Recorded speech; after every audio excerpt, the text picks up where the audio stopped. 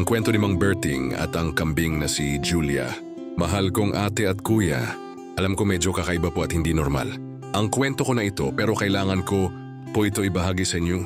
Magandang araw po sa inyo. Itago niyo na lang po ako sa pangalang Mang Berting. 53 anyos, taga Marikina. Matagal na po akong tagapanood ng inyong programa. At ngayon lang po ako nagkalakas ng loob na sumulat. Sana po ay huwag niyo akong pagtawanan pero kakaiba po talaga ang aking problema. Ganito po kasi yun. Tuong nakaraang taon, ako po ay iniwan ng aking live-in partner. Wala daw akong pangarap sa buhay. Kahit may tindahan ako ng turon at banana Q. Sa sobrang lungkot ko, ako'y napapunta sa isang bukirin sa probinsya ng Rizal para mag-self-discover. Doon ko po siya nakilala, ang kambing na nagbago ng buhay ko. Yung ngalan niya ay Julia. Oo, ate kuya, kambing siya. Pero hindi basta-bastang kambing. Marunong siyang tumango pag kinakausap mo.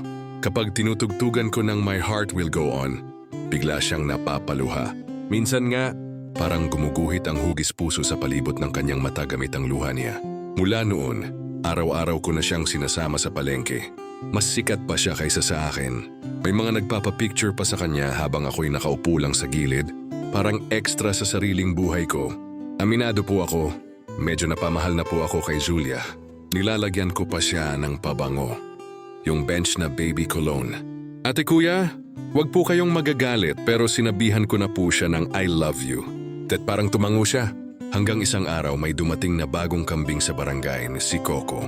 Maputi, mabalahibo, at may bell na ginto sa leeg. Mula noon hindi na ako pinapansin.